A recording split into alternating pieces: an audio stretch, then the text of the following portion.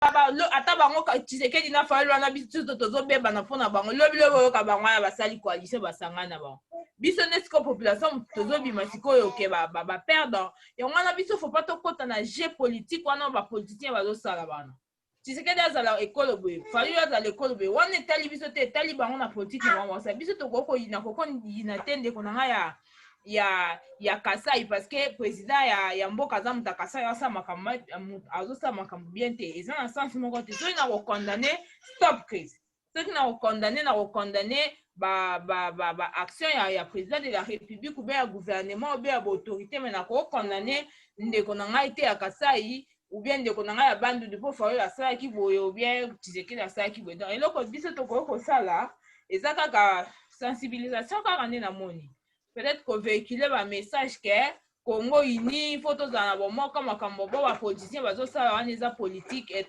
ataye Tshisekedi na Fayulu wana sur le point de vue politique boye bazoyoka te po baza peut-être na vision moko te mais na intimité que en tant que ba personne bango mibale wana bayoka na raté je pense pas au monde et ça peut-être baza na idéologie moko te par rapport à ni na banga politique mais en tant que ba être humain na intimité que baza ba minemi mudelo biso to comme au monde que ndeko na nga soka za mutakasa inga za mutabandu na tuka to lobana te to kutani opesi mwambo aboyi to koboma to kosala boyi et to ko komati na niveau ante biso toza photo sensibiliser bato ke non biso nyos tout toza ekolo moko to lingana et puis bango pe net ba président bino baza ba leader opinion boye bo pesa pe ba bo véhicule pe ba message wana ke ya unité ata bango moko ye Tshisekedi na Fayulu bango baye biso vent o ya tribalisme bango moko pe en tant que ba leader d'opinion batenaka ba message ya unité plus souvent basalaka pe ba action ne président tunaki azolobaka oui mais action ni na salaki basalaka pe ba action oyo ezomona ke eza beaucoup plus ya kosangisa pour que tomeka kotere vent oyo ya tribalisme parce que so vent oyo continue ka boye et comme ke toza face ya problème moko boye ezofaire face ya république molio biso totala na intérêt oyo ke po yo oza mutu Kasai nga aza mutu Bandundu olie totala nanu ke te mboka ezokende na danger biso tobosani yana tokomi kosatake entre biso na tata mboka ezokende na libungi donc totala nanu banini na biso ya tribalisme pembeni tozala bomoko pour que tobundela mboka na biso nde tobanda obundela ngo na era tobanda obenga na Kabila donc yango wana nde na ngena loba na yebi te président soko bakisela. Merci mingi mama Betty na sepeli koyoka eza esengo mingi na poko alelo ba mama nazali na dossier oyo à cœur dossier eza na motema na ngai ezo déranger nga mingi na sepeli ndenge tolobeli yango atuka bato nyonso balobi makambo moko eza important mais na koyebisa bino eloko moko bandeko na ngai oyebi na ezosala nga mawa po histoire ya mboka na biso soki tolandi yango Congolais akoki jamais kozala tribaliste soki tolandi histoire ya mboka na biso tribalisme eza na place te na kati na biso ba Congolais na koyebisa bino na mukuse avant na pese ya no na problème ya tribalisme pe pona nini baosala tribalisme soki toyebi eloko nini baosala tribalisme nakanisi mukolo moko te tokozala na tribalisme na 1885 balobaki basala bakabola Afrique na Berlin Allemagne Congolais moko te azalaki kuna ezalaki mindele batiaki bandelo bapesaki biso mboka wana sanke biso ba Congolais topona yango conférence de Berlin fandemaki ke non batu oyo ba explorateur ezalaki ba navigateur anglais na ba navigateur français na ba quelques portugais mingi ezalaki ba anglais na ba portugais bango nde bayaki ko découvrir embouchure ya fleuve Congo balandi ligne ya fleuve miracle nzamba asala pona mboka wana tozali na descendant moko ezali tellement historique ena zoyoka Congolais azokoma tribal tozobosana histoire ya mboka mboka ememi biso na lignée moko historique. Ebali ya Congo ekangi bakwe ya mboka presque tout. Baflia na ye balak na ye nyonso. Ezali na centre moko eutaka esika moko. Mindele bazo discuter po bapesa Congo ba frontière. Ba se référer na histoire naturelle ya Congo. Mais tango ba ye ba pesi Congo état indépendant ya Congo. Tribalisme e bandaka. Bakuta ba roi, ba tribu. O ezalaki très puissant en Afrique. O ebele to yebaka yango te. Bakuta ba empereur. Ba tribu moko zo sentir que boko simba bango te. Ezalaki facile pete même ba belge. Tango ba ye ba pesi bango Congo na 1885. Ba belge bazali na problème sérieux pour na ba meka. Ko sangisa ba congolais ba ye ko kota na ba frottement. Pour na ko sangisa biso. Ba réussir ko sangisa biso. Mais to yeko koma na ba année 1900 na koloba 1918-1920 après guerre mondiale. Première guerre mondiale, Allemagne a perdre. Congo a conquérir ba ville belé na ba pays mususu. Tozalaki pays le plus uni puissant. Guerre moko esalamaki ya makasi toye kozwa ba mboka lokola ba Rwanda, ba Burundi nyonso tozwa yango. Même ba oyebi etikala muke tozwa même Zambie. Angola tozaki na tozwa même partie makasi. Congo à partir de 1918-1920, Congo a réussi à conquérir la région nyonso wana même Soudan tozwa partie munene. Ba pays wana nyonso to conquérir yango. Oui, na effort ba belge mais alaki armée congolaise. L'époque. Mais le col ezalaki na ba contrat esalamaki déjà.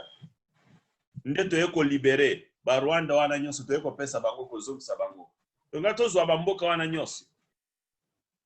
Mais tokoye ko zwango te po ezalaki déjà na ligne moko historique esalamaki na conférence de Berlin ezali ke entité nyonso tokoye ko zwango ofele ndengo wana te.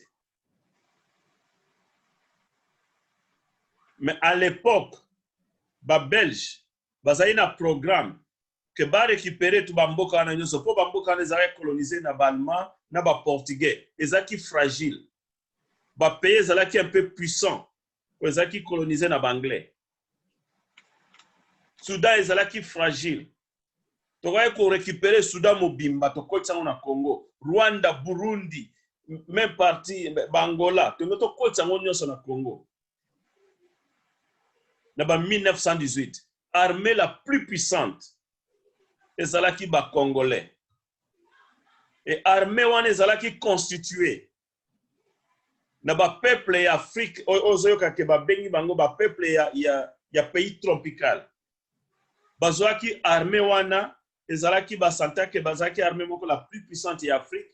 Ezalaki armée ezalaki constituée na ba peuple ba Tetela na ba tu Équateur. Ndam.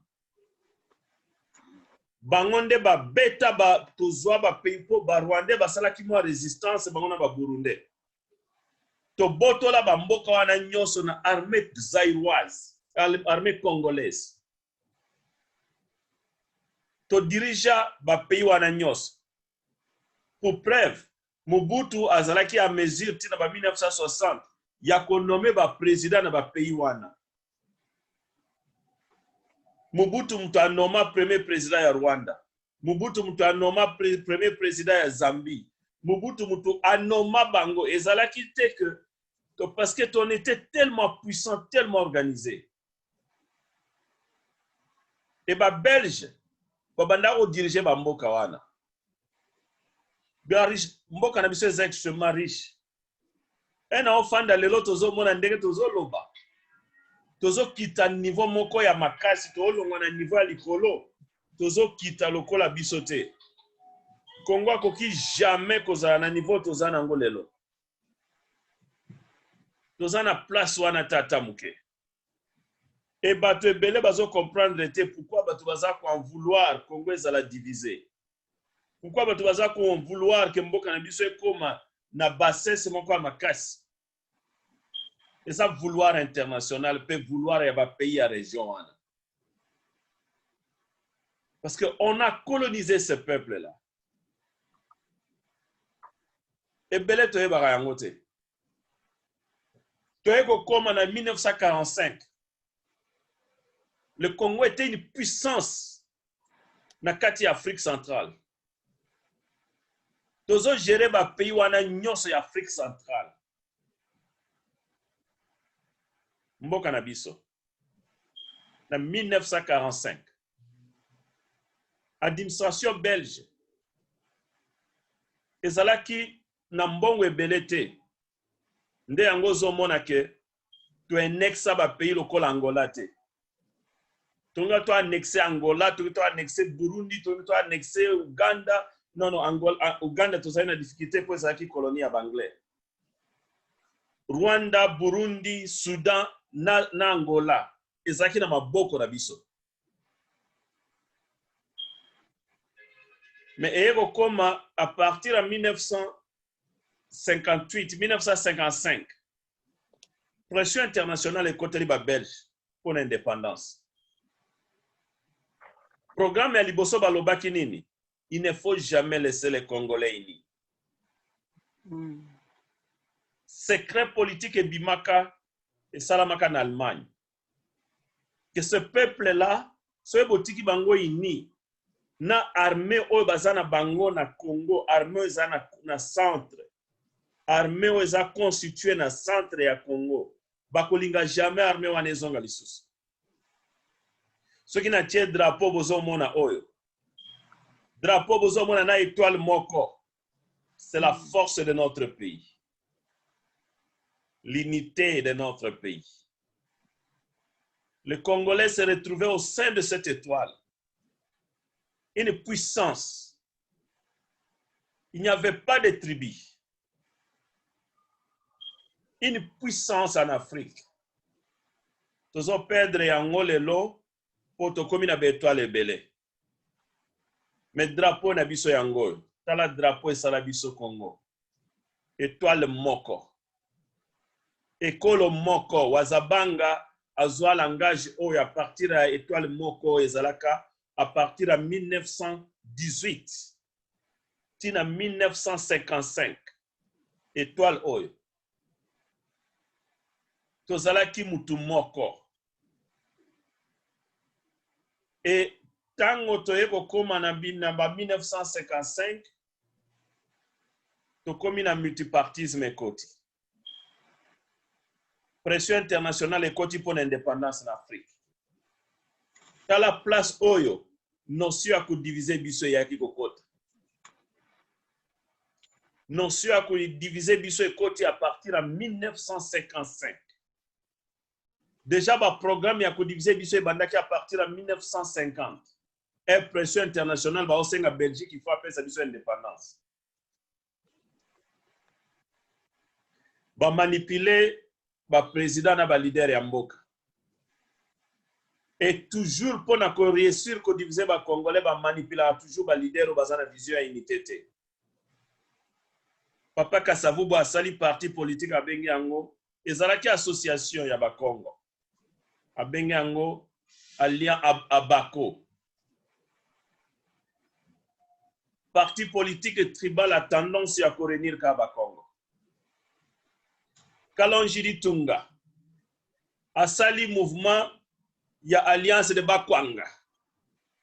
Pour na courir Kaka bande kona biso na courir Kaba Congolais o ya côté ya nalinga koloba bande kona biso te pour biso nyoto wa mtu moko. Asali association moko ya courir Kaba tu Bakwanga. Chombe aye kobenga mouvement ya bakatange tokena mboke komi na sécession mboke ezalaki divisé Mais Lumumba a kozwa sagesse ya ko revenir na étoile oyo. A pesa mouvement national congolais. Toki toyebi histoire ya mboka, ebele tokoyeba comment diriger le Congo. Les Congolais sont heureux quand ils sont ensemble. Et les Congolais font de grands exploits quand ils sont ensemble. Tango mboka ezoke na division tozoboma mboka. Mouvement national congolais tango Lumumba asali yango avec tous les Congolais. A gagné l'élection dans tous les territoires du Congo. Et elle a gagné l'élection, il faut sikoyo élection parlementaire. Mais tozalaki na série wana tozalaki na constitution mboke bandolo ba président de la République, il faut azala éli na suffrage na ezalaki semi-présidentiel.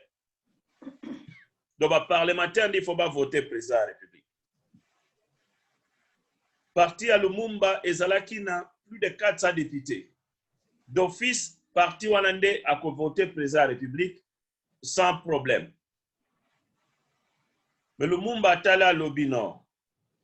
Nous devons être unis, nous Congolais. Akeko benga Papa Kasavubu. Et Papa Kasavubu, pour nous équilibrer na Congo, unité zala. Ngai naza président de l'Assemblée. Bolikango, kunana batu mususu bazaki batu Équateur, bazalaki bango nyonso ba mongo. Alobi moyen sala maboyezate. Papa Kasavubu yoya koza la président. Papa Kasavubu alobi na discours na ya alobi je ne m'y attendais même pas. Papa Kasavubu ne s'y attendait même pas. Parti na ezalaki même pas na 10 députés. Akokaki jamais kozala même ata gouverneur ata bourgmestre ya Kinshasa. Ya ville moko ya Kinshasa. Lumumba ebisi bato ya MLC nyonso bo voter Papa Kasavubu comme président de la République. Voilà l'unité des Congolais. Tango ba komi na unité wana eloko esalami ya munene nini indépendance ezwama sans condition. Quand les Congolais sont unis, les exploits sont visibles. Quand les Congolais parlent le même langage pour l'intérêt du pays, Congo na biso eza un exploit moko osakanate. Na beteli bino histoire mi balé exploit ya Congo 1918. Congo est conquérir ba ville nyonso limitrophe parce que les Congolais étaient unis. Le lota on azo mona ba Rwandais bazolo bana oseka bango parce que je leur ai dit l'histoire est ko rattraper bango. Congo mutu a libéra Rwanda na maboko ya Allemagne. Rwanda ezalaki esclave. Moi, petit pays avec 25 km². Et en 1918, c'est l'armée congolaise qui a libéré ce peuple-là. Congo a libéré Burundi, a libéré Angola. Congo a libéré même Soudan. Quand on est unis, c'est nous qui détenons la force et Afrique. Pour que les gens savent l'histoire. Comme en 1962, déjà en 1960-61, Lumumba eko kufa mboke zongi lisu na tribalisme. Et c'est là où Mobutu a yé na initiative ya malamu ya unité. Parce que Mobutu azalaki membre ya MLC ya Lumumba. Azalaki secrétaire particulier ya Lumumba. Mobutu a une même vision ya unité, unitarisme, ya étoile moko. Et Mobutu a réussi ya diriger Congo à l'époque ya Papa Kasavubu de 1961 ya Liwa Lumumba tina 65 mboke zalaki na débada de tribal. Sor nango toyebi. Papa Kalonji a déclaré état indépendant ya Kasai. Papa Tshombe a déclaré état indépendant ya nazo benga bango ba papa po nakutana na bana na bango bazalo kola biso. Papa Tshombe a déclaré état indépendant ya Katanga. Papa Kasavubu a kokai diriger Congo te 5 ans na ezalaki ya tribalisme, tribulation na mboka et compréhension mboka ezalaki ya kokabwana. Et résultat wana ezali nini? Les gens qui ne veulent pas le développement du Congo. Quand les Congolais sont ensemble, il y a de l'espoir. C'est une force qu'il faut toujours anéantir pour ceux qui basent ensemble. Congo azali na pouvoir ya diriger tout. En 1965, R. Mobutu aye na même vision unitarisme. Tala esika o Mobutu aye diriger mboka plus de 30 ans, aye imposer dictature, aye longwa na vision unitarisme, lokola peuple se retrouve à qui? Na kati ya bomoko. Mais Wazabanga azalaki trop brutal. Aye komi benga Kukungwendu Wazabanga Seko aye ko déborder. Akomi Yemoko Maréchal aye ko déborder. Metala eloko amutuya atikaki. Stratégie moko ezali que même lelo na mboka wana soki tozongeli yango jamais gouverneur ya Kasai akozala Kasayen. To lingi mboka wana ezonga na unité na yango. Jamais gouverneur azala mutu azo réclamer que ye mutu azo autochtone ya vilwa.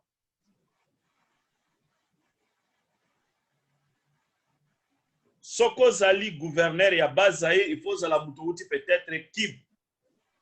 Gouverneur ya Kivu akouta peut-être Équateur. Gouverneur ya Bazaire akouta Mbujimai. Gouverneur ya Équateur akouta peut-être Bandundu. Gouverneur ya Bandundu akouta peut-être na Katanga. Gouverneur ya Katanga akouta Kisangani. Gouverneur ya Kisangani soki to équilibré yango pona Kongola se retrouver mboka wana ezali ya Congolais nyos. Histoire ya mboka na yebisi bino na mukuse pona yebisa bino valeur ya mboka. Mais lelo tribalisme auto vivre ezali tribalisme ya destruction ya mboka.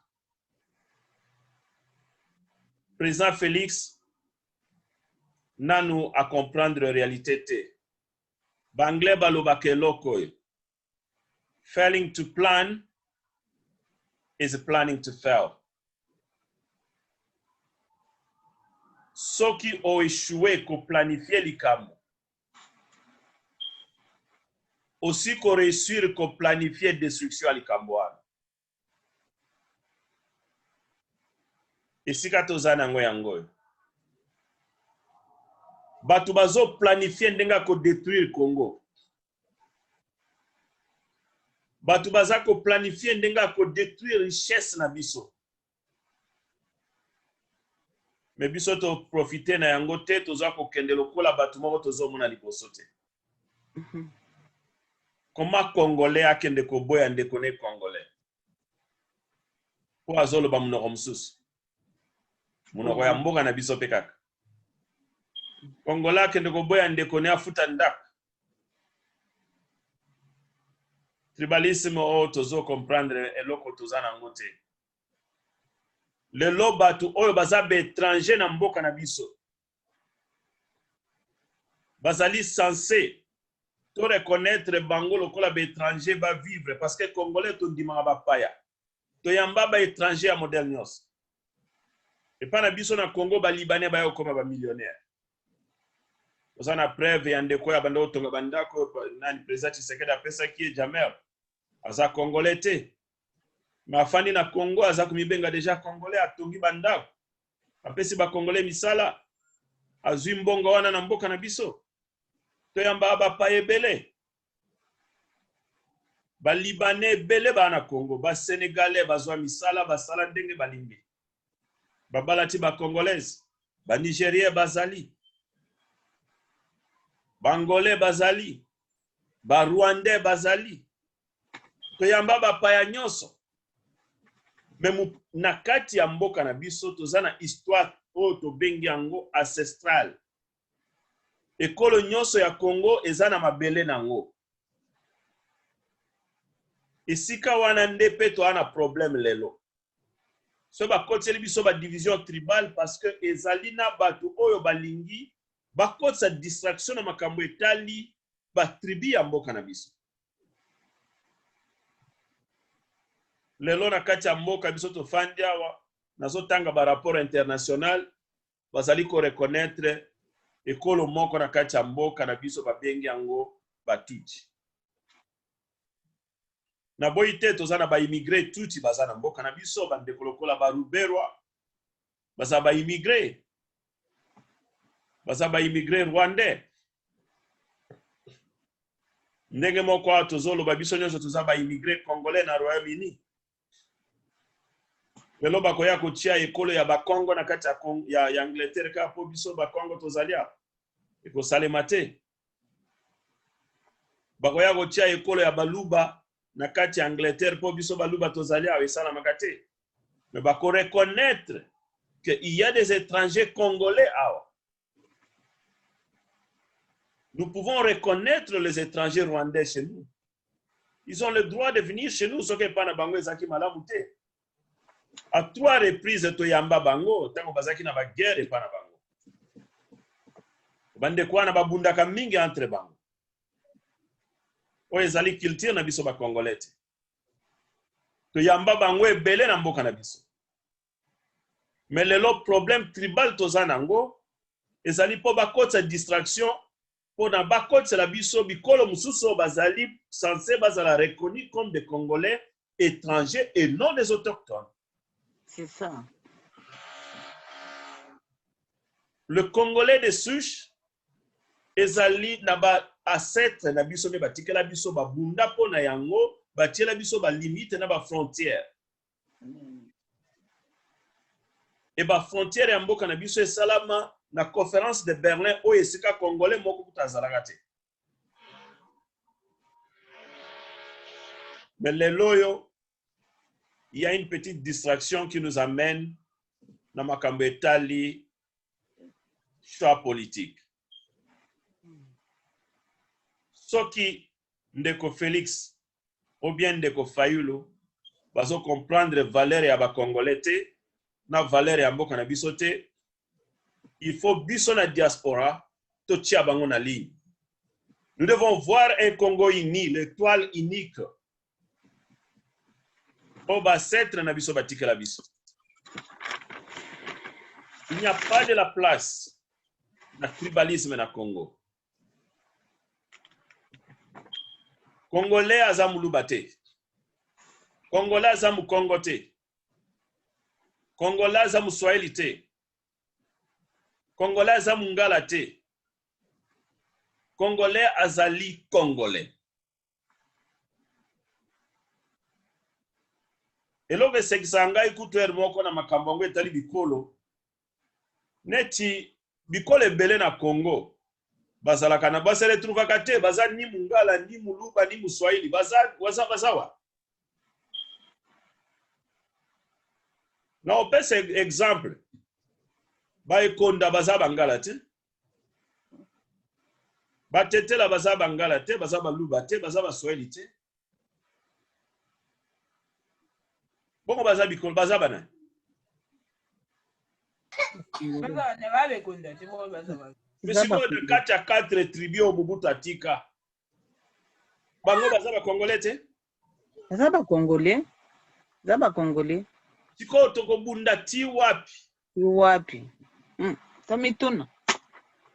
Tozonga na sens normal.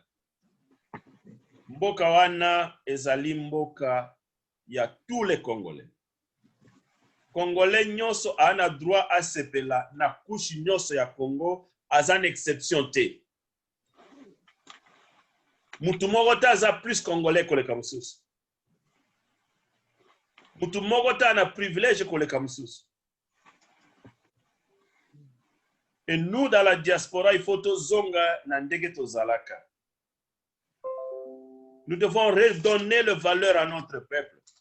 Na bomoko tozalaka yango ne mboka wana ekabwana te ti lelo. Tobosana te. Soki président Félix Tshisekedi ou bien président Fayulu balingi ba mema biso na lire ya mabe, il faut totika bango. Tozana besoin ba leader ba comprendre valeur ya mboka na biso te.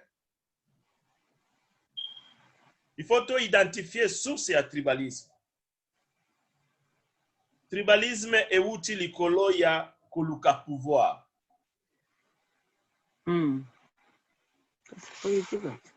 Et il y a des stratégies auto stopper yango. Nga lelo na kosenga bino boyoka eloko babiloko misato. Eloko ya liboso soki esiko zali mutu ayebiso ya lobi bino bangala, bino batetela, bino baluba, bino baswahili yebisa ye retirer parole wa. Loba na ngai biso ba congolais. Il faut tozonga na base ya valeur ya mboka na biso. To valoriser ba tribité. To valoriser mboka.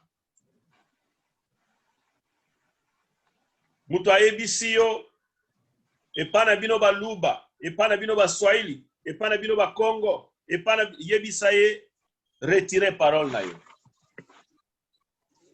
Loba na ngai epana biso ba Congolais. Na sepela na Congo support makasi. Ukolo moko to fandi to lobi ba bombi ba ndeko na biso na Beni to sali marche to lobi je suis béni. Et to lati ba tricot to lobi je suis béni. To sala ba tricot na marche wana Congolais atelema ki na marche wana ibaki ekolo na ete. Babomi bandeko na babomi batu na Kasai na libi kutu soyi na lobi bandeko te wana na lobi mabe. Babomi batu na Kasai to telemi to lobi je suis Kasai. Ça y est.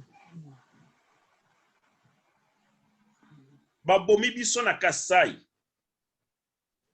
to lata ba tricot to lobi je suis Kasai.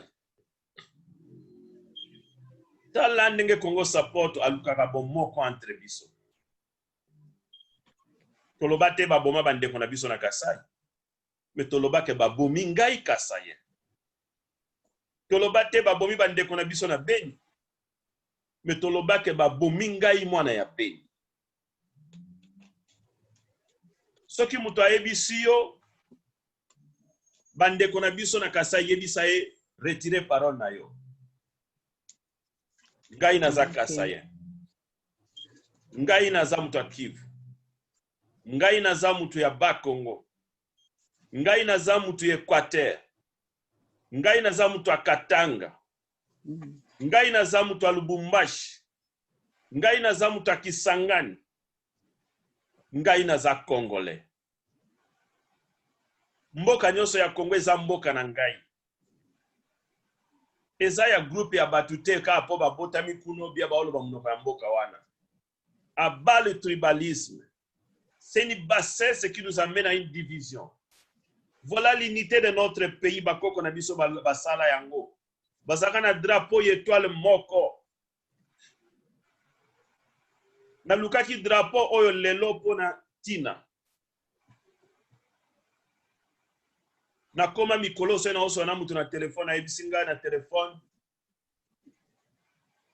Oso mona bakambo ba Swahili ba oluka la biso na bitala kanga munoko nonde kuna ngai mbala simolo beloko wana te para ngai. Bazali bandeko na biso. Bazali ba Congolais comme yo na ngai. Mboka wana ezepa na ngai. Ezepa ya ba Swahili te. Ngai nazali mutu ya Kivu ngai okitu. Ngai nazali mutu ya Manyema. Ngai nazali mutu ya Kasai. Ngai naza mutu ya Katanga. Ngai naza mutu ya Matadi. Ngai naza mutu ya Bandundu. Congo c'est chez moi. Foto tika biloko ya pamba ko kitsa valeur na lukumu na biso na biloko ya mike. Toza batu ya mike te likola ba leader soki bakoleka bwazabanga leki. Kabila papa leki. Kabila Hippolyte aleki. Lumumba aleka. Kasavubu aleka. Mboka wane kotika la eza mboka ya bakoko na biso. Eteni ya mabele ya Congo eko pesa mate mutu akozwa yango te. Il faut to revoir mboka na biso to reconnaître yango. Mwana Congo esiko zali telema pona mboka wana. Eza mboka na biso. Na 1918 bakoko na biso babunda babotola kutu bamboko lelo bazoloba biso ndito kendo pesa Rwanda independence. Biso ndito kenda ko libere pe tozwa bango to kotsa bango na Congo. Me mindele nde baboya balobi bokozwa bamboka wana te po eza indépendant. Yango to tikala bango ango. Me tozwa administrateur to tia. To yeba force ya bakoko na biso bana Congo tozonga simate.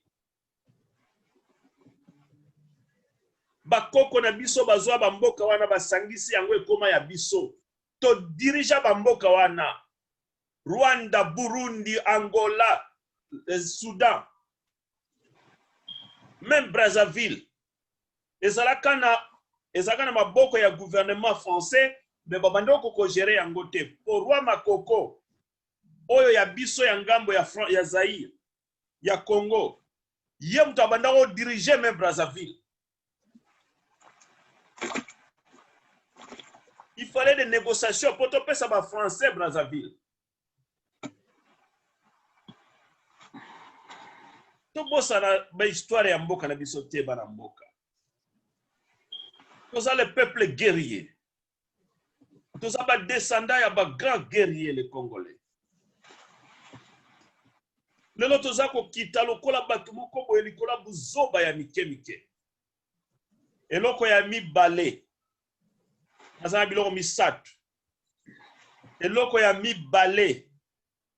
Il faut to banda musala ete constitution mboka na biso. Ezala respecter élection présidentielle. Il faut ça la que le président de la République a gagné avec plus de 50%. Le lorsque le président Félix Tshisekedi a gagné qui n'a plus de 50% de makambo ezate. Il n'a eu que 30%. Ako diriger mboka ndenge na 30%. Yango azokende kuluka batu ya ba FCC bujoba bato ba boma mboka. Mais ce que l'élection présidentielle est ça la makandenge zaki prévu dans la loi électorale il y a 2006. Élection présidentielle, il fait ça la mana 2 tours pour président gagner dans 50%. Ndele lo batu balinga batele mapo ba sipote Tshisekedi balinga bazala ba Congolais nyos. Parce que bato tozo benga bikolo na Congo, ekolo moko te za na 50% na Congo. Soko zui ekolo neti ya baswahili kaka ba na 50% te. Ozui bangala baza na 50% te. Ozui baluba baza na 50% te. Ozui ba Congo baza na 50% te. Pour mutu a gagné l'élection na Congo, il faut bikolo nyonso esangane voter yo pour le président de la République. Tala likanisi ya malamu toza nango. Mais tozo salela yango te likolo ya ko protéger M. Kanambe Kabila. Il faut bana Congo na diaspora to banda motivation wana. Pour tribalisme ekufa elongwa. Il faut élection présidentielle et le na suffrage universel, mais il faut président de la République azala na plus de 50%. Yango deux tours ya élection présidentielle eza capital. Pour ceux qui batikali mibale moko akozwa 50% ou plus. Et mutuana akozala na support ya tous les Congolais. Moyen tribalisme ezale kozala te.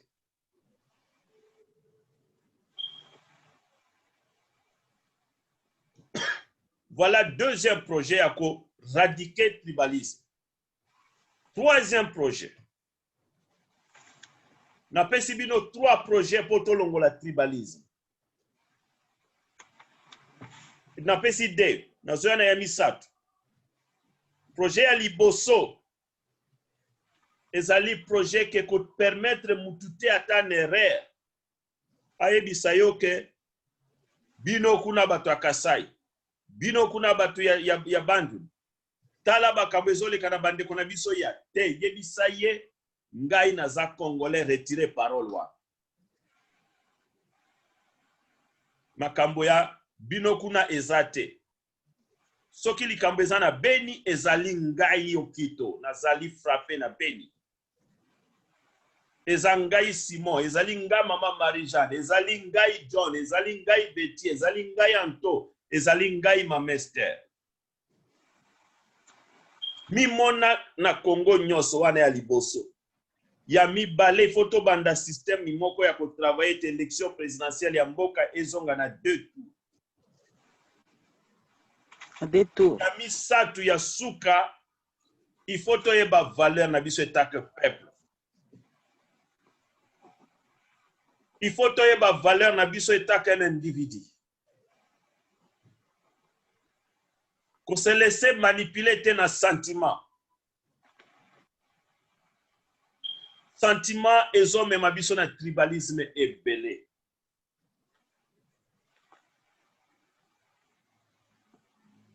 O pona azandeko ya.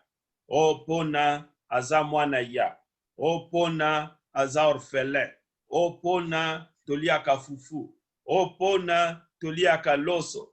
O pona tika sentiment. Congolais telema pour intérêt ya mboka. Congolais ezala fier pour na mboka. Peko banga te.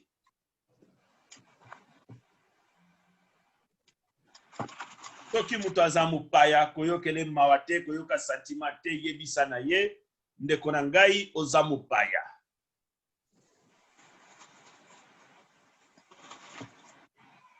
Oza Ruberwa, il faut koyebisa Ruberwa clair, Ruberwa ozali mupaya d'origine rwandaise na Congo.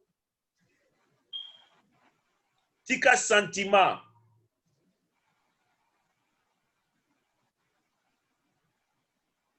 Diaspora il faut zonga na esprit otozalaki na yango. Diaspora ezali ko jouer rôle munene pour la stabilité ya mboka na biso. Et na niveau tozali il faut toyoka mawa que diaspora comme na tribalisme. Ezalaka esengo mingi okena fete ya bakongole ozokuta tozali 3000 tozosepela. Réunion ya Congo support ezalaka réunion moko na zala nango na esengo makasi.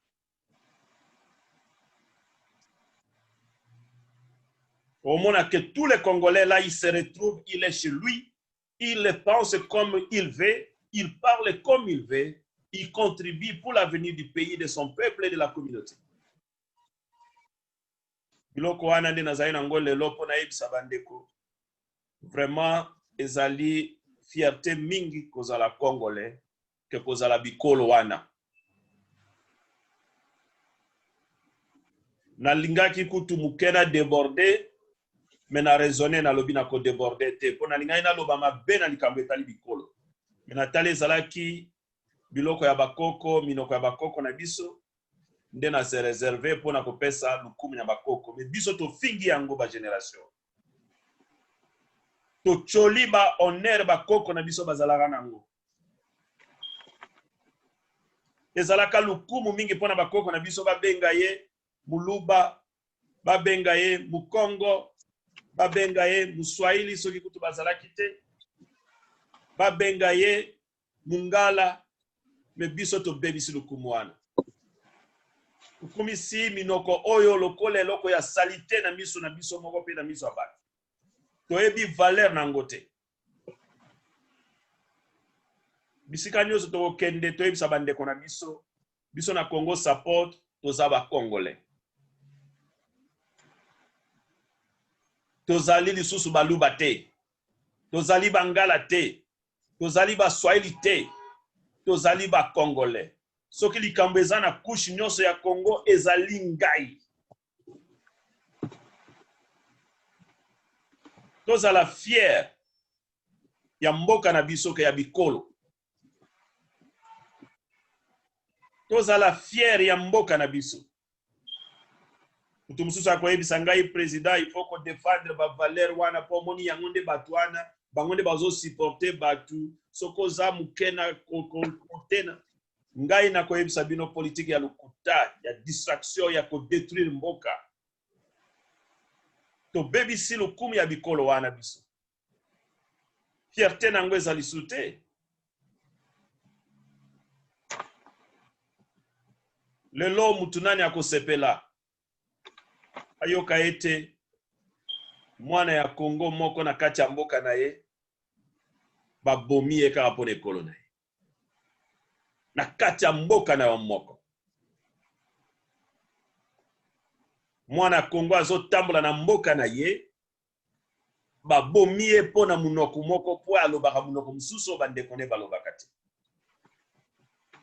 to dénigrer histoire ya mboka na biso to dénigrer valeur ya bakoko na biso to dénigrer oyo esengaki ke topesa fierté ya lukumu ya mboka et c'est impardonnable. Il faut tozala fier bandeko na ngai esika nyonso tozokende toloba na biso na to moko ya malamu na bandeko nyonso tokutana na bango nasepeli mingi na poko lelo réunion et travail nga makasi mais nasepeli quand même na ndenge tokutani na nombre tozali ezalaki important ezala bon. Merci mingi nzambe azwa lukumu tokende sikoyo na mutu nyonso apesa mwa conclusion po tokende na divers. Mama merci bino nde bobengi biso na réunion lelo ezalaki réunion ya bamama na profite na loba mpona likambo etali bomoko. Merci mingi.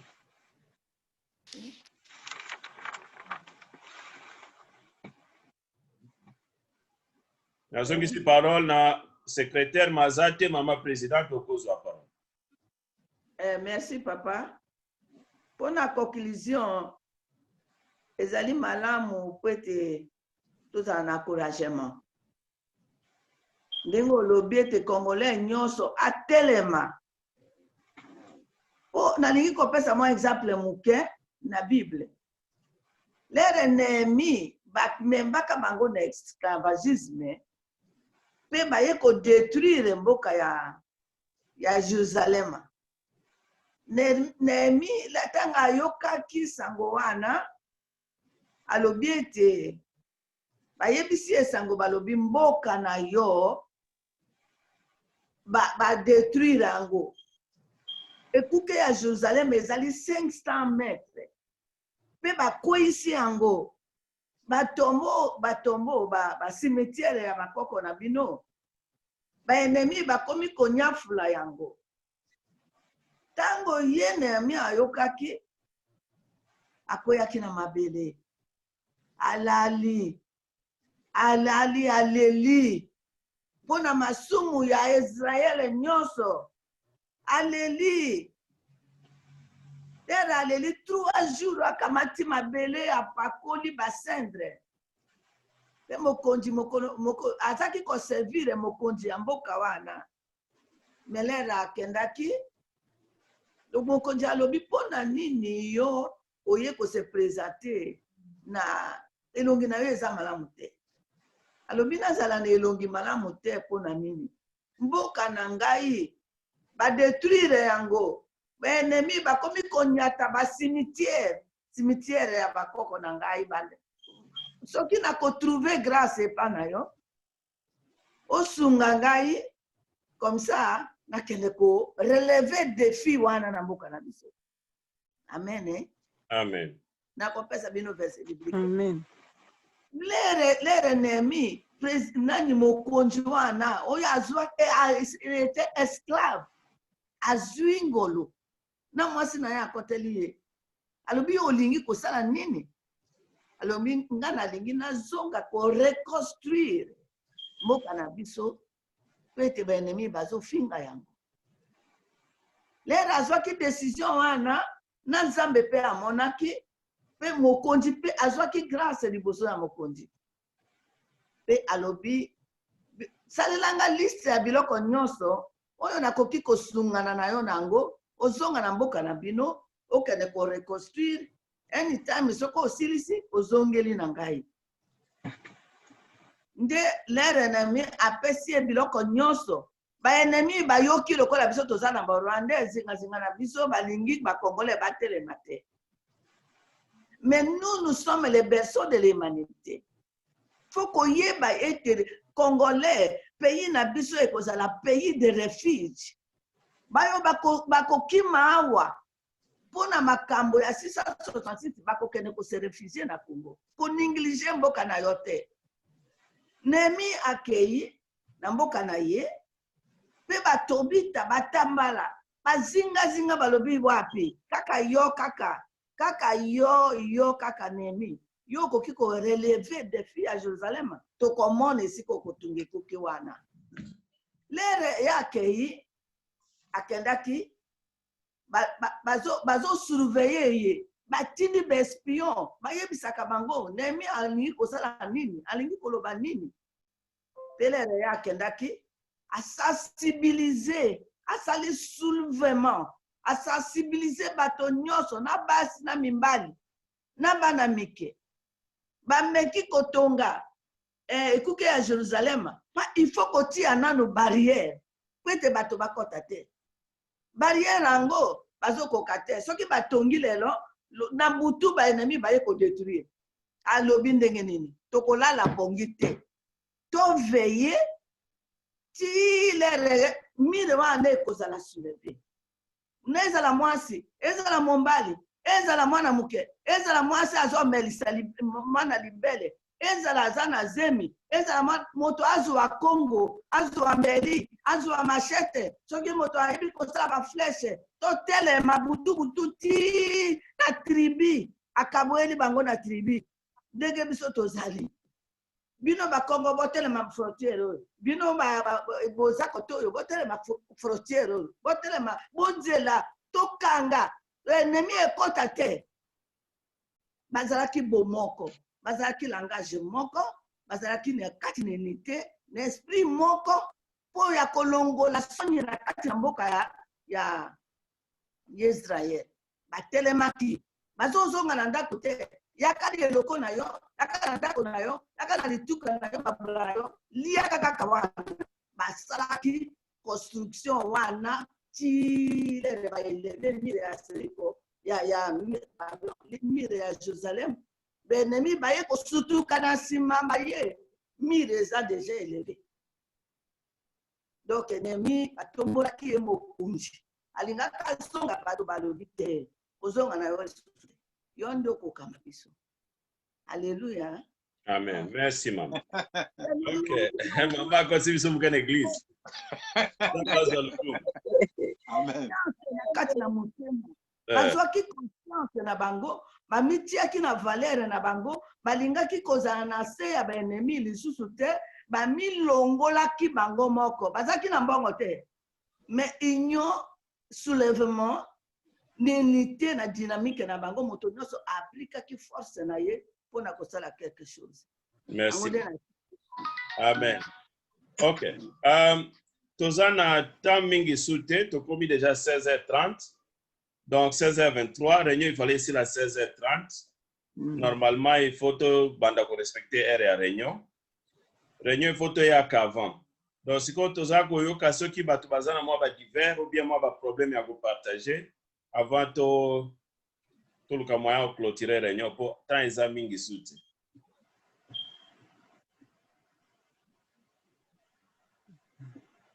Divers moko eza bon ngana na divers ezali kaka donc boyebi président des États-Unis Donald Trump a beli corona na mwasi na ye donc na moment tozoloba ake na hôpital militaire esika wapi bazo soigner ye mais aza na état ya malamu Bon, esika zui on dirait nani conseiller ne moko ya mwasi nda zwaki yango ayebaki te ayaki na musala nde après bayaki koloba keno il faut ba checker président era azongi na ndaku abandi kosala ba septembre nde bamoni ka zwaki nde baye ko checker ye nde bamoni ke ye pa zwaki donc Lundi moment tozoloba aza na hôpital militaire esika wapi bazosala ye basoin ça continue kosala suivi moko permanent mpona ye wana eza ndenge nini président pardon olobi mama suivi na ye eza ndenge nini ezali bonne évolution eza évolution eza malamu aza ne bien lelo kuta ute koloba na hôpital yango déjà alobi akomi aza ne bien mazomona na moke pale problème kaka ezali ke azala na mwa baproblème mosusu mpe ya santé donc azwaka déjà bakisi ya bamaladi mosusu badécrire yango te me balobi azala déjà na problème ya santé mpe aza na poids mingi poids na ye eza malamu te na corona babiloko wana il faut ma kosambela mpo na ye kaka nzambe asunga ye donc baza ne na hôpital militaire donc babandi déjà kosala ye basuivi moko rapide lokola emonani na ebandeli espérons que akozala mwa bien entretenu c'est compliqué nanu te aza ne bien azosolola azotambola mais corona eyaka kokoma mwa étrange na 7e jour soki ezaka ko renforcer à partir ya 11e jour ebandi kodiminuer puissance na ye donc lokola eza nano ebandela espérons que bakosala mwa basuivi moko rapide mpo baprotege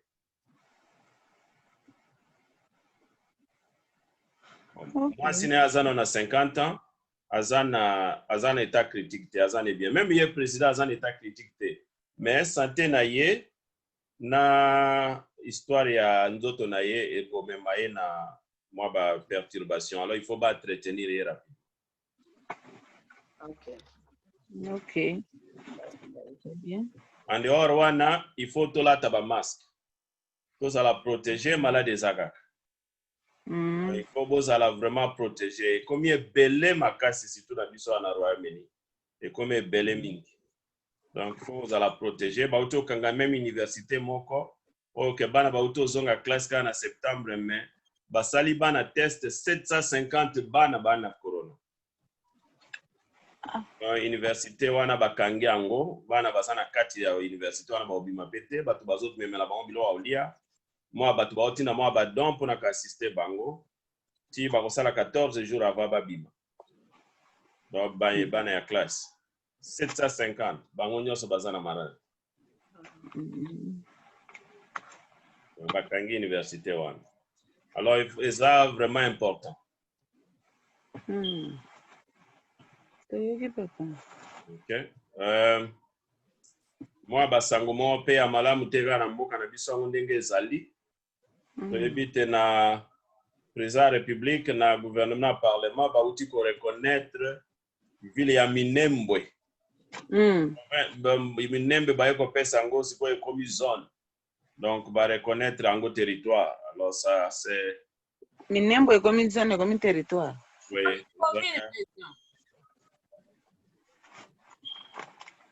olobi mama sek commune bon biso toyebi na kombo ya zone nga naza moto ya mouvement populaire de la révolution biso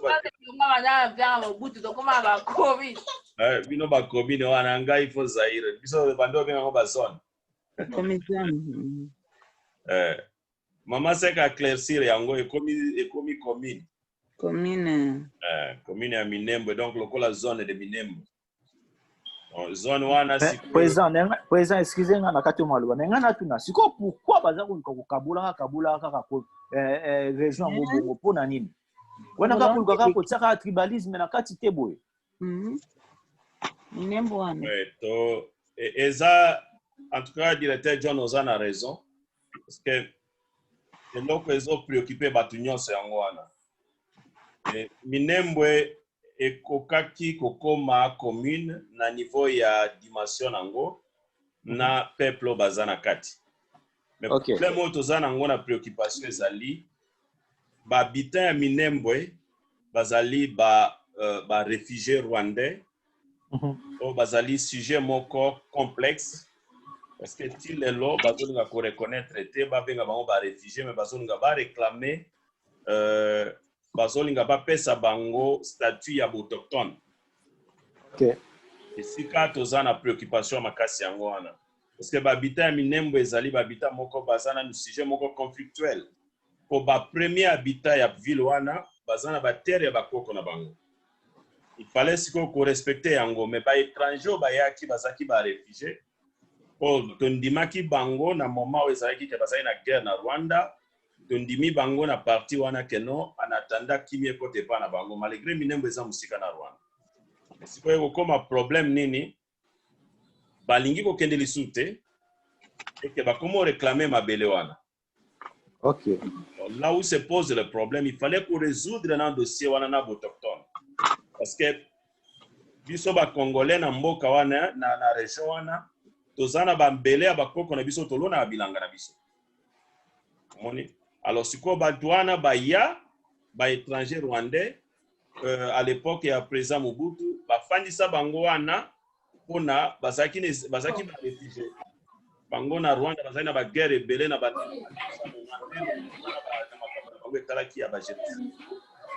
alors ebele bakimaka bayaka wana.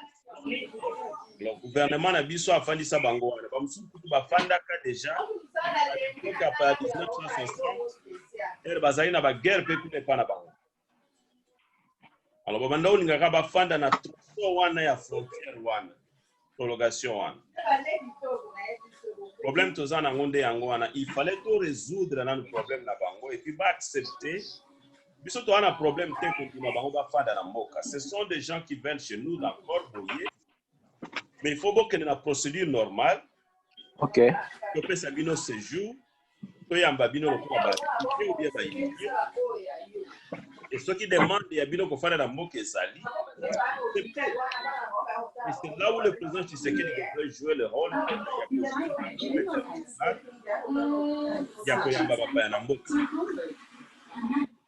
mais bango batu ya Minembwe baruberwa bazolinga te pour que na bango na procédure ya étranger bango bazolinga pour que na bango na procédure ya bazali là où il y a une confusion. Alors le parlement qui devrait prendre la mesure beaucoup efficace pour senga apply na nationalité congolaise. Mais président, excusez-moi président. Bango bazonga ka ko apply na mena minute oyo biso mboka ezana no seriété. Président, tozana na makambo ebele photo bongsa. Monte bato tu bazoya ko luka ko kotaka ko luka na kozwa nationalité congolaise. Na moment oyo tozana na gouvernement moko na mpende ya sûreté o eza compter penya na population o pende à travailler pour la population. Voilà non surtout ça qui moyi président. Et puis na bato bazo pesa ba parce que bazana ba intérêt na kati. Yete John Toana mama tuna nani comme ça na répondre.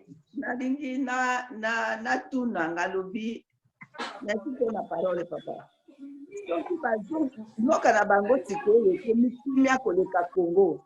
Eza ne richesse koleka Congo.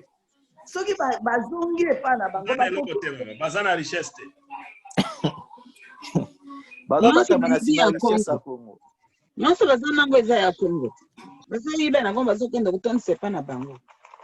Problème toza nango mama na kobanda na mutuna ya mama comme ça na subisa na mutuna ya directeur John. Maman présidente, problème d'abord na ko éclaircir yo. Rwanda eza mboka muke makasi. Ezaka na 25 km². Kinshasa eza presque na 18 km². Donc mboka mobimbe ezaka obakisi Kinshasa muke. Eza mboka ya muke. Et bazana yi 11 millions d'habitants.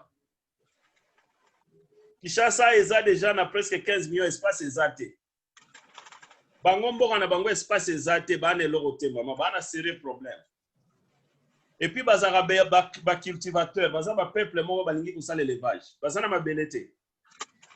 Siko bakosa niveau international balobi bazana terre moko ya tourisme.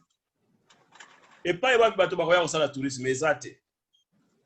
siko Rwanda akoma ne ko réclamer ba forêt na biso akoyana ba touriste akosi bango o lac Kivu ezaya ye amemi bango akeko kosa bango na Virunga amemi bango do baza tellement de l'autre côté. Alors tant yo lo bake bazana ngo te. Alors bango problème na bango ezanini. Ba envahir est ya Congo pour ba récupérer moi mabele po bango wana bango nyonso ba rubero bazana problème te ya ko réclamer minembo ekoma zone ou bien commune ndenge secret mama seka zo benga ngo commune ya Congo. Bango baolinga tango ezokoma commune babanda ko réclamer autochtone nango na indépendance nango po bazala na avancer na ko travailler na ba Rwandais. Programme na bango yangwana. Yango siko baokotsa biso tribalisme to yo kanate to zala aveugle po ba meka ko kotsa distraction wana. Et basala ba stratégie belé. Stratégie mususu basala ezali nini? Bakota na armée na biso. Armée za tellement envahi na ba officier na ba base militaire au moni bakota ba distraction moko boye o bazokota guerre moko esalami na est ya Congo. Alors bakota siko système moko boye zalaki même Kabila zalaki na kati ya système wana ancien président Hippolyte Kanambe Kabila. Or récession tango guerre esalami ba rebelle rwandais bakoti après balobini ni bakota bango na armée nationale. Désarmement na récession ya ba rebelle. Ezalaki stratégie moko utilisée par le Rwandais babanda ko ya ba base militaire et belé pour bakota na armée na biso. Et Kabila azalaki na kati ya système wana.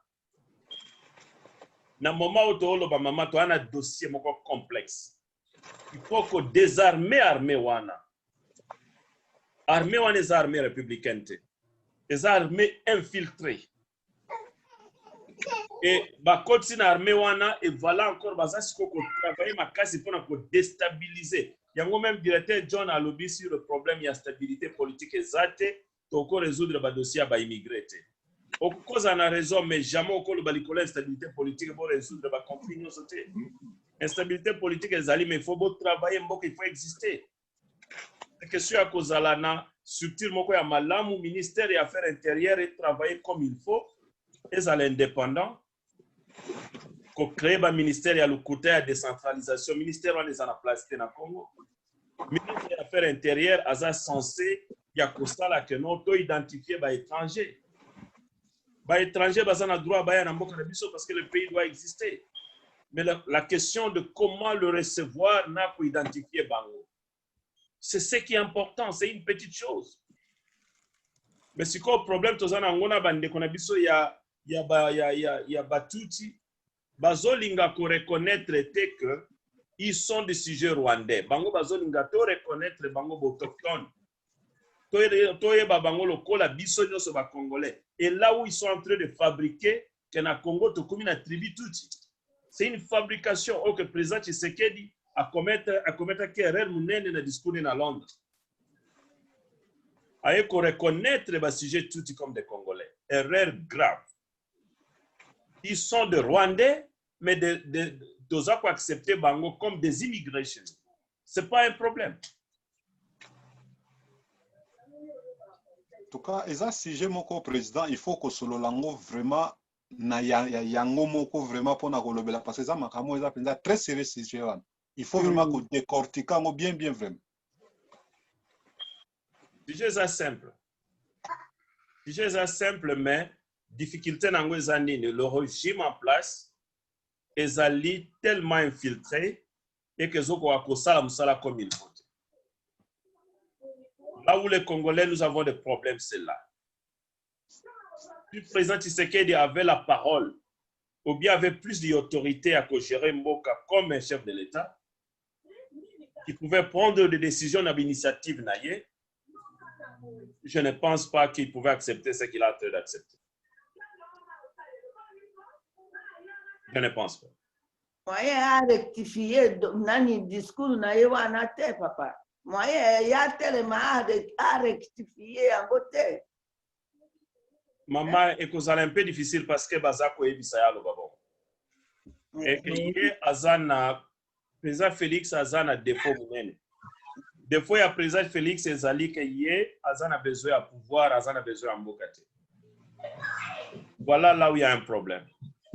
soki alingaki mboka makambo ebele alingaki andima yango te me ye alingi nde pouvoir alingi afanda wana comme mokonzi alingi mboka te soki alingaki mboka na moment oyo Kabila ngaka aza na boloko. Et c'est le souhait de tous les Congolais. Roxy Mukende akokende boyete, Thérèse Kapangala akokende boyete, ba fausse commune ya Congo il fait la justifier. Kabila il faut akota na boloko na moment oyo. Le président Félix Tshisekedi pouvait prendre un risque des chefs de l'État qui a donné son temps et sa vie pour servir son pays. Même Makamba Batouaba Binembo wana, Roubera ne pouvait même pas se retrouver au sein du gouvernement.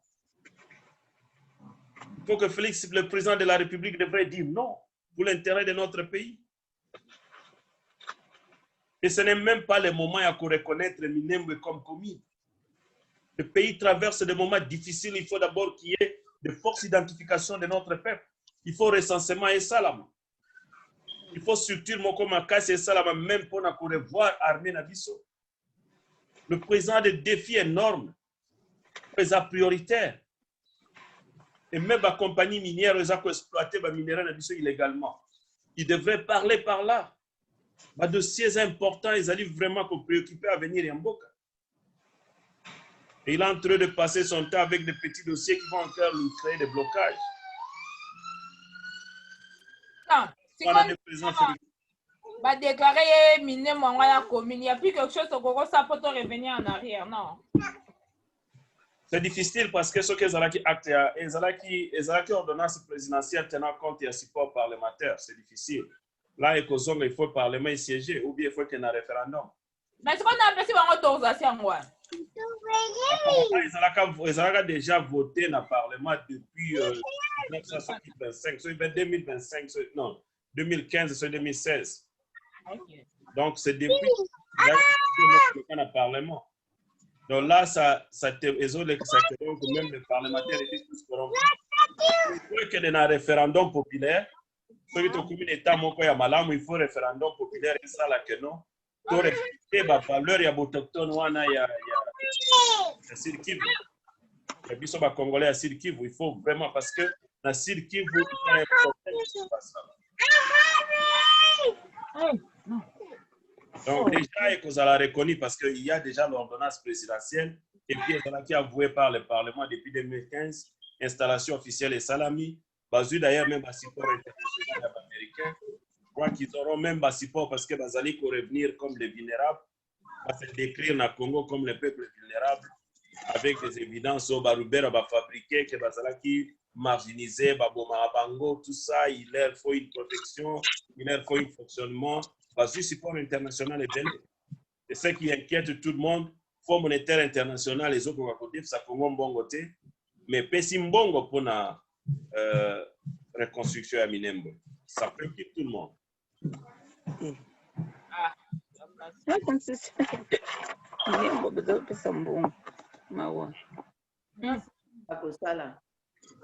peu ça. Mais c'est notre pays, c'est notre territoire. Nous allons toujours recevoir les étrangers chez nous. Étrangers, malgré tout ce qu'ils sont en train de faire, ils sont des étrangers. Nous recevons les étrangers chez nous, c'est un pays hospitalier. Et nous avons besoin d'eux quand ils souffrent chez eux. Même la Bible est comme ami. Donc, en Rwanda, ils ont toujours un problème. Ils ont des problèmes sérieux, bazani na mabelete, bazani sikate. Alors baya ko yiba mboga na biso na makasi te ou bien na ndenga stratégie ya kimoyibi. Parce que alors bazo ça les akimoyibi, donc ils n'ont plus à bazani sikate, mabele zate. Ils n'ont pas de terre. Alors l'unique moyen, il faut baya na distraction ndengwana, bas mama bako envahir biso batwana. Ils ont awa ceux qui va commis à 20 millions d'habitants ba kozala disika ko fanda te. Le bande ba tongango ba immeuble likolo pour ceux qui te ba disika ko fanda te. Ba okende wa. Yango nde ba ye ko dominer biso ba coloniser biso comme ça pas zo mabele to sali la bango. kamwa mboka ya moke eya na Congo monene boye vraiment coloniser biso te eloko nde sikoyo bato baza lelo bakonzi ya mboka bazopermettre bujo asi baye kodirige biso te Kabila a dirigé biso na combien des années mama bopesanga mposa olela nyonso biso lero na biso tozala te tokoloba toza na mibali kuna na mboka wana bia tokoloba toza na Kabila tikala o dirige ngati na tikala jamais ko vivre na règne ya Kabila na tikala jamais ko permettre ambi sala papa olela pe jamais ko coloniser mboka wana azana likambo moko era tukopota na réunion tango ya bakala wana tozaki koloba ete Congo eza na libulu na libulu me biso ba diaspora biso tobimaki nde tokobimisa Congo ya libulu me biso ifo tozala makasi lere biso tokobwaka Singapore ete tobimisaka moko soki biso tozala makasi te toza uni te tokoki kobimisa bango na libulu te me toye kotelema mpona omoni biso bamama ndenge tosalaki na bamarche po ete Kabila akende nakoki kotiela yo na video oyo tofingaki Kabila awa nayebi mama kolutungisa te nayebi musala ba toza kaka na libulu mwana na biso aye tobondeli kaka na libulu eske moyen moko oyo akosolola na ye en direct oyo akotinda badelegation diaspora pete asolola na ye bafandisa ye obie basukola ye morale ayeba ye te ye azali congolais pire avant boya mama nayebisaki ndeko na biso Simon lisolo moko ya makasi avant boya lelo naza na lisolo na kobetela bino na mokuse président ya Gambie azalaki moninga na ngai awa avant akoma président ya mboka na ye era akomi na mboka na ye kuna bake kovote président ava kende nosolo na osola ne mingi akomi président na mboka na bango ayaki awa kokutana na bandeko na ye bana na mboka na bango ya Gambie namoni atindeli nga invitation alobi okito soko ozali libre na koswana bana ya ndeko na ngai ya Gambie me na lingo ozala wana mpona mona yo po banda na kenda na mboka na biso tokutani nanu te nasepela ye makasi nakendeki kokutana na ye esalamaki awa na Canning Town kaka pembeni esika président Félix asalaki meeting me ye asalaki na sale ya moke bango bazalaki mingi te bazalaki ba 300 même pas 500 personnes nakei wana mama nakoyebisa bino makambo elekaki wana ti lelo ezosala ngai mawa président ya république ayebisi bandeko ne boye alobi naza ndeko na bino ngai nazali Gambien lokola bino wana azoloba na bandeko ne ba Gambien nazorepete makambo alobaki mboka na biso nakuti yango eza ya mabe makasi ifo bozonga tokende obongisa mboka nayebi awa bozozwa bambongo ebele me na mboka bokozwa mbongo mingi te me naza na besoin mayele na bino bato basala liboso baboma mboka wana azoloba na ya Jammeh oyo azalaki mokonzi ya liboso misala eza te bana mboka baosouffrir nakuti mboka ezali ya pasi bino bozali bana ya poto botangi bakelasi awa boza mayele boya kosunga tobongisa mboka baninga na nga bazalaki awa baavoka banani bango nyonso bazonga bazozwa salaire ya moke batiki mbongo ebele awa nazosola na bango bake na mboka na bango me awa mokonzi na biso Félix Tshisekedi aye abengi bana ya poto bandeko na ngai ya diaspora tokutana na ye mama esalanga mawa Félix olia benga batu tokende kosunga ye to travailler to bongisa mboka akuti mboka ya kobeba Kabila aboma mboka akunda ba congolais na ba fausse commune baboma ba Roxy Mukendi na ba marche ba Thérèse Kapangala ba sango na l'église mboka vivre ba scénario moko ya dictature moko na nesalamate este ya Congo ekoma abattoir babomaka bandeko tous les jours mboka na biso babomaka biso na este tous les jours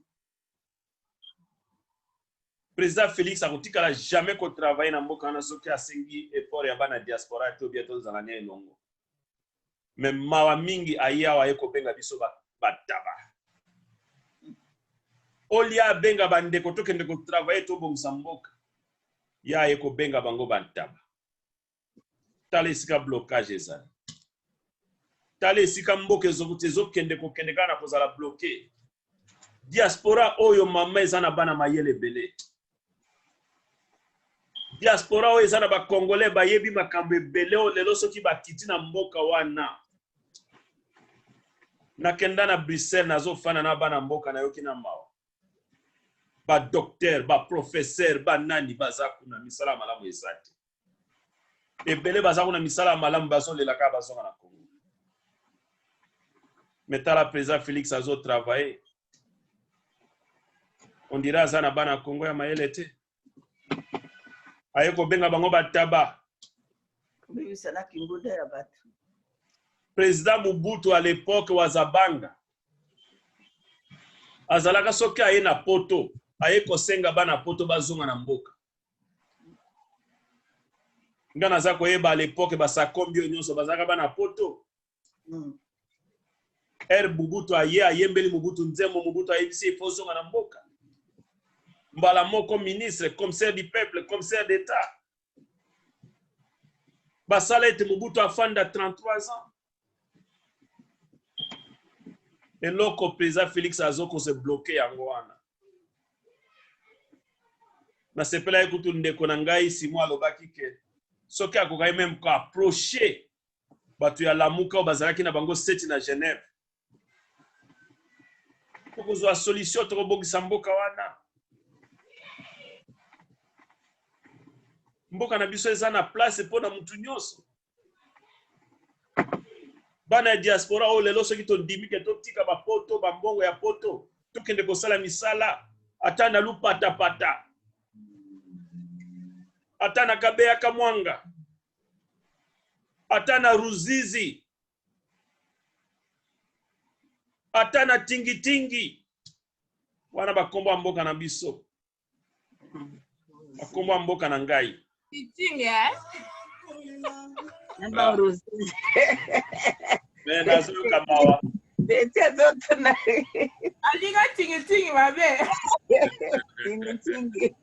Kuna na tingi. mboka kwenda tingi ngana mboka oh sek beta ngo na mboka oyo oyokaka rapport mapengi etelemelaka mikolo nyonso tingi wana esika oyo Hippolyte Kanambe aboma kuna banyama ezaka na tingitingi oyokaka rapport mapingi wana etelemelaka mikolo nyonso data mokula komo telemela mikolo na 96 tingitingi eza na frontière entre Kivu na Kisangani ozayi na Kivu résistance ya bakongolais ya bana tingitingi baboyi Kabila aleka baboma bango lokola banyama na kaka Hippolyte Kanambe oyo ye moko na mundu bafilma ye na tingitingi Ona kubuma champion wana pona ba Rwandais bakosa batu balobi bazoya ba libérateur bazui papa na biso Kabila bakosi eke tozokende koma président libéré Congo tozokande bazoya ko envahir mboka okay na tingitingi résistance moko ya bakongolais salama ya kosakana te baboma bango mboka mobimba rapport mapingi ozoyoka ke Kabila alingaka eloba te oti lelo Kabila aza na dossier fo akota na boloko na la aboma bandeko na tingitingi village mobimba tingitingi basilisa yango tingitingi eza mboka na biso ya kitoko tingitingi le peuple résistant un peuple congolais résistant akasi Kabila yo na vane na kinga kati lokola sale loko mo la okanga makaka ta lelo tata donc histoire ya mboka il faut toyeba bango nga lelo batini nga atako kombinga babenga onini commissaire des ordres bakoma benga onini commissaire de commune bourgmestre ibino nde boyebi bakomba bourgmestre na obongisa tingitingi na okendo luka batu batikala ata muke borfele baze bele na tingitingi mutu moko ta alobela kango c'est ça président Félix akofanda pembeni na batu wana te oh lord kito akoma président Congo au senti mboka wani kozwa changement na minute peut-être ayebi na eloko osala te aza pe entouré pe na bato pe ya malamu. Ye azoya kobenga bato bakosunga ye bataba. Banani bakosunga ye? Abenga bato nyonso bantaba te, bato baoloba bakombata me bakombata te bakombata ba. Yo soko yebe bakombata te kana kata. Mama Sek. Oyebi moko soki oyokaki président de la République malamu te. Alobi boye oyo bozo sala wana poto boka déjà eza bien bozonga soki bozolekisa era bokomi bakombataba. Bakombataba. Boka eza bien boko tambola nini azotambola wa kamboka bia panda. Lelo Congolais nani akufanda na poto aloba kemboke bo. C'est que mutu nyonso azotelemela mboka po azomona mabe na mboka azanta. Azape biloba loba. Aye kobebisa na immigration nyonso ya bandeko na biso penza. Ndeko na biso wana aza na problème, aza entouré malamu te. Yango akodirige mboka malamu te. Aza na 5 ans moko ya lingi kwa pouvoir, mais aza na besoin de servir peuple te. Soka alingai ko servir peuple, histoire ya mboka lingaki changer na moment oyo. Non, omoni pe président tanga zwaki pouvoir azalaki nanu vraiment na maîtrise ya ba parole ya ba makambo ebele te. Azalaki sous émotion ya pouvoir, yango omoni ke ba déclaration ebele asalaki ezalaki vraiment na place te. Par rapport soko tali siko omona ke akoma un peu modéré na makambo na zoloba. Nakoyebisa yo ndeko na ngai parole wana olobi na ndiro landa politique ya mboka te. Mwana mboka Félix tango akoma président sika azalaki na bolingo ya mboka makasi. Soko siko aza suna bolingo ya mboka tango molinga pouvoir. Soko landi discours na les États-Unis. Alobi to ko déboulonner. C'était la vraie vision de Tshisekedi. C'était un homme qui était pour le Congo. Era zaki les États-Unis bayambiye asalaki visite d'état. Oyebi kana sepela na makasi. Era Kena Congo a changé de discours, j'ai vite compris que depuis on a tiré l'ombaza soute. Akiti Makas, il avait la vraie vision. Era comme qui président, c'est là où il a commencé. Même le discours avec Olobana à Londres, Azaki Société. Asa longwa ki ezaki na mutu na ye longwa ki deja. Oyo nzamba pakola ke mafuta iseke. Ebuka ki deja. Chilombo, c'était celui que tu as vu aux États-Unis. Et la parole qu'il a dit même na ba sénateur américain. J'ai encore son discours. Nazana rapport à ba sénateur wana. Devant les sénateurs américains, ba yambiye, ba tambousiye, ba keko la kisena ba cimetière ya batoyo, ba kufa po na Congo. Chilombo s'incliner dans ba cimetière ba américain, ba kufa po na Congo, même boter, même ba militaire ba sala rapport pour condamner la situation du Congo. Et révolte à Chilombo. Chilombo a lobby, je vais déboulonner. À l'obang même devant le sénateur américain. C'était un vrai président des Congolais. Il a déboulonné. A commis na Congo, ba décision difficile à Zouaki. Gratuité éducation, ba yimse mbongo ezate, assessment ya malamu ezate, malgré azwa décision moko na monate na sepela na ngote. Mais azwa décision wana lobi na kozonga simate. Il faut bana mboka ba sepela. Alinga banda musala ya déboulonnage. Alinga ka créer commission moko boye. Aira eko kosa bato commission ya alinga asala commission état de droit. Idée na ezala kinini. Akota commission moko boye ya bien mal ki papa na ya sala. A retrouver blocage avec Kolobanino, tout ça la commission ya changement de mentalité. C'était des erreurs graves. Ce n'était pas sa vision. Vision na ezala ki akota sa changement ya asala commission moko ya bien mal ki. Oh papa Tshisekedi asala. A senti résistance moko makasi balembisi Chilombo zongisi. Voilà là où il a perdu le pouvoir. Papa À perdre le peuple congolais. Donc voilà un peu ce qu'a Tozali. Alors ceux qui n'aiment que Togo Suka wa lelo, peut-être ceux bande comme ça banelo wa oloba. To silisi d'hiver les biso pe mo temps ebele. Donc nataka kana eloko. Maman kozo ba to loba.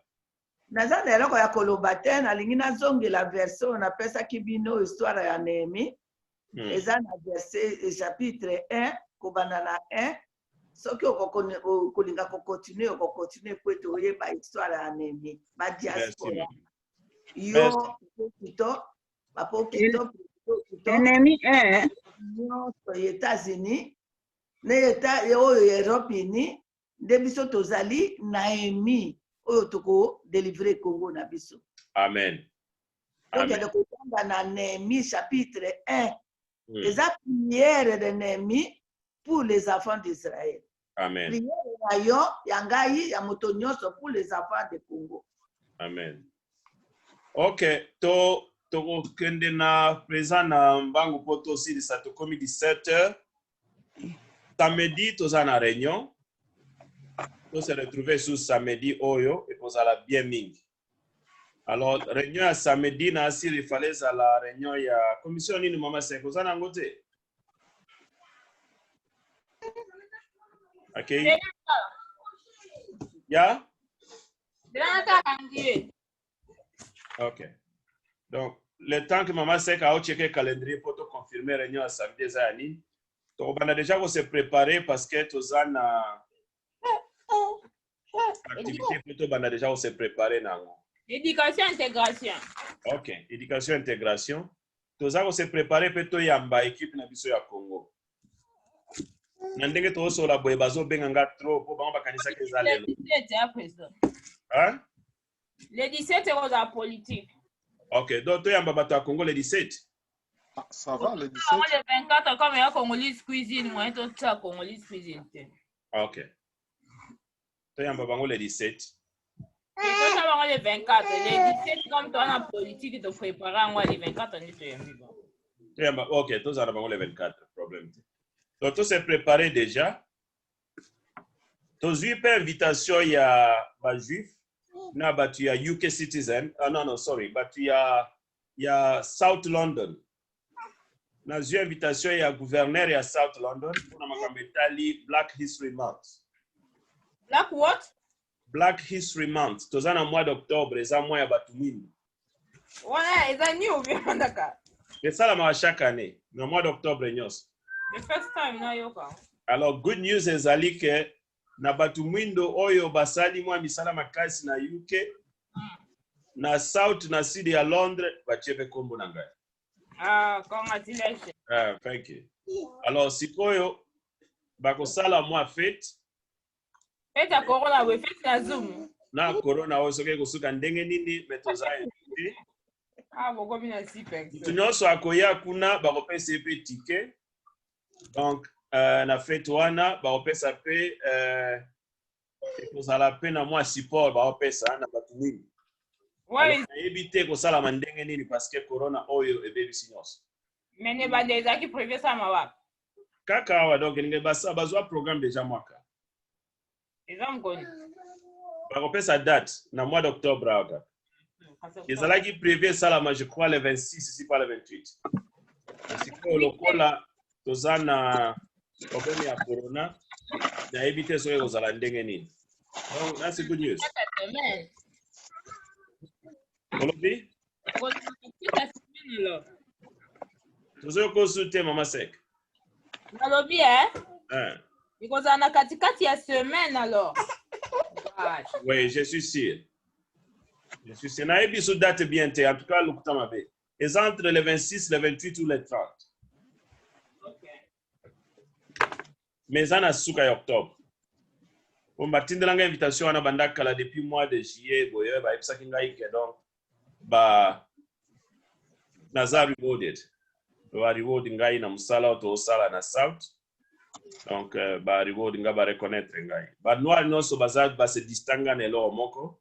Bazo tiara ba komo na bango bazo reconnaître bango. Donc yango. Alors tout le monde a dit next Saturday na éducation intégration.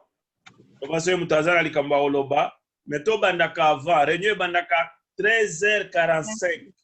Ok. 13h45. Na même eloko kaka moko. Il faut ici au moins à 16h, 16h30. Tout comme la boyete pour batu ba olemba. Batu bana makamba osala. Malgré tout ça bandaka. Okolanga na zala ko bima. Hein? tosalaka vraiment ke tokomaka avant transport eza te makambo ya babisi eza te me tozalaka avant mpo tosisaka avant epuis sango ya malamu mosusu ezali ke communauté eza calme bato nyonso baza bien donc wana mpe ifo tosepela ntango nzambe apesa biso kimia merci mingi en tout cas tomonani next Saturday loba so moto wana likambo olo Bye. Yeah, bye. Bye, bye. Bye bye. Bye, bye. Bye everybody. Bye. Bye. Bye. Okay, wana tomonani samedi.